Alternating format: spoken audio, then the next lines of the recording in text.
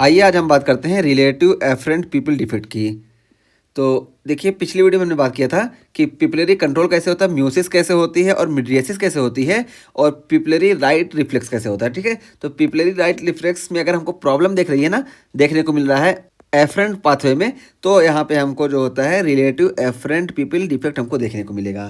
तो इसको देखिए हम मार्कस गन पीपल भी बोलते हैं। और यहाँ पे हम बताएं तो ये देखिए जो एफरेंट पाथवे है ना, चाहे ये रेटिना हो या देखिए ये ऑप्टिक नर्व हो, सेकंड क्रेनियल नर्व या ऑप्टिक नर्व हो, यहाँ पे अगर डिफेक्ट होगा ना तो यहाँ से जब हम लाइट डालेंगे तो ये लाइट का जो यहाँ से स्टिमुलस है ये प्रीटेक्टल न्यूक्लियस में नहीं जाएगा। और जब प्रीटेक्टल न्यूक्लियस में नहीं जाएगा तो क्या होगा कि ये जो मियोसिस होती है ये म्यूसिस नहीं होगी, यही यहाँ पे बताया गया है। तो देखिए इसको हम मार्कस गन पीपल भी बोलते हैं।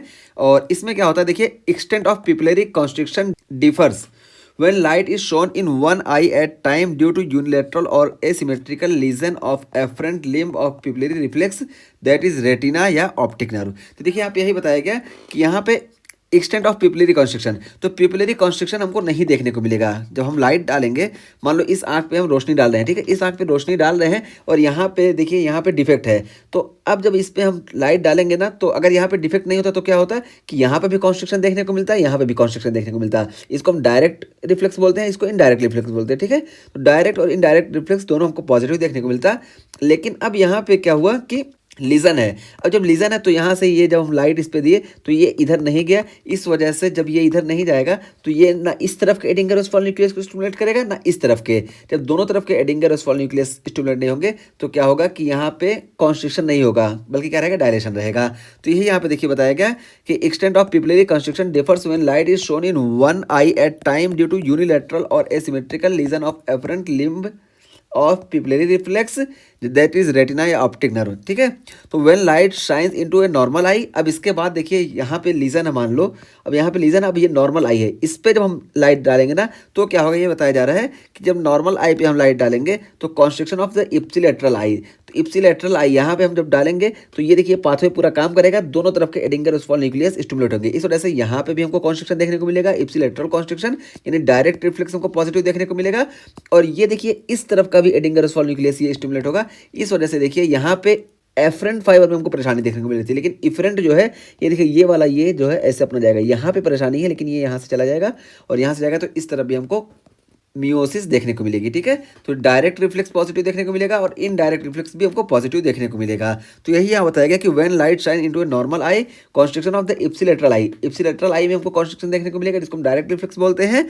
और कॉन्ट्रालेटरल आई में भी हमको कॉन्स्ट्रिक्शन देखने को मिलेगा जिसको हम इनडायरेक्ट रिफ्लेक्स बोलते हैं या कॉन्सेंसुअल रिफ्लेक्स बोलते हैं। ठीक है, तो ये हमको देखने को मिलेगा। अब देखिए when light is swung from a normal eye to an affected eye both pupils dilate instead of constricting. ठीक है, अब देखिए यहाँ पे जो हम डाले थे तो ये कॉन्स्ट्रिक्ट था, ये कॉन्स्ट्रिक्ट था।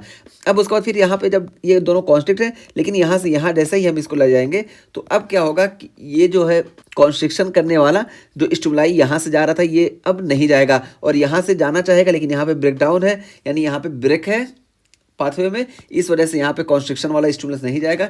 इस वजह से दोनों पीपल में हमको डायलेशन देखने को मिलेगा। इसी को हम बोलते हैं मार्कस गन पीपल। ठीक है, तो मार्कस गन पीपल ये हो गया हमारा। ठीक है, तो इसी को हम बोलते हैं रिलेटिव एफरेंट पीपल डिफेक्ट। ठीक है, अब यहाँ पे देखिए ये चीज़ जो होता है ना, ये जब हमारे एफरेंट पाथवे में परेशानी होगी तब देखने को मिलेगा। लेकिन अगर इफरेंट पाथवे में परेशानी है ना तो ये चीज़ नहीं देखने को मिलेगा, बल्कि इफरेंट पाथवे में अगर परेशानी है तो मान लो यहाँ पे हम लाइट डाल रहे हैं, ठीक है, मान लो यहाँ पे इफरेंट पाथवे में यहाँ पे हमको परेशानी देखने को मिली तो इस पर डालेंगे तो देखिए अब यहाँ पे ये इनडायरेक्ट रिफ्लेक्स हमको पॉजिटिव देखने को मिलेगा, लेकिन डायरेक्ट रिफ्लेक्स पॉजिटिव नहीं देखने को मिलेगा क्योंकि यहाँ पे हमारे इफरेंट पाथवे में परेशानी है। ठीक है, और इस पे जब हम डालेंगे तो इस पे डालने की वजह से देखिए यहाँ पे जो है ये दोनों तरफ एडिंगर ओस्वाल्व न्यूक्लियस स्टिमुलेट होंगे, इधर स्टिमुलाई जाएगा, यहाँ पे वर्क करेगा, यहाँ पे कॉन्स्ट्रिक्शन देखने को मिलेगा, यानी यहाँ पे डायरेक्ट रिफ्लेक्स पॉजिटिव देखने को मिलेगा।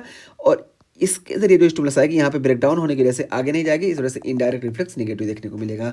और यहाँ पे एक बार फिर से हम इसको क्लियर कर दें कि देखिए मार्कस गन पीपल तभी हम बोलेंगे जब यहाँ पे देखिए यूनिलैटरल या एसिमेट्रिकल लीजन हो, क्योंकि हमको तभी देखने को मिलेगा। यूनिलैटरल मतलब एक ही तरफ, या एसिमेट्रिकल मतलब कि सिमेट्री ना हो, यानी ये दोनों तरफ के फाइबर ना इफेक्ट हो, एक ही तरफ का फाइबर इफेक्ट होगा तभी हमको ये देखने को मिलेगा। अगर दोनों तरफ के फाइबर इफेक्ट हो जाएंगे तो हमको प्यूपिल रिफ्लेक्स पूरे तौर पे डायरेक्ट और इनडायरेक्ट दोनों आंख में एब्सेंट देखने को मिलेगा।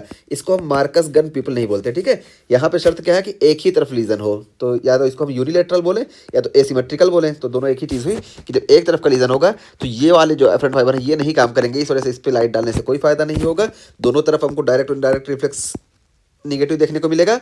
लेकिन जब हम इस आई पे लाइट डालेंगे तो यहाँ पे ये फाइबर सही है, फ्रंट फाइबर, इस वजह से दोनों तरफ के एडिंगर ओस्वाल्ट न्यूक्लियस एक्टिवेट होंगे और ये दोनों जो है इधर के दोनों तरफ के डायरेक्ट और इनडायरेक्ट रिफ्लेक्स हमको पॉजिटिव देखने को मिलेंगे। यही चीज़ होता है हमारा मार्कस गन पीपल, ठीक है।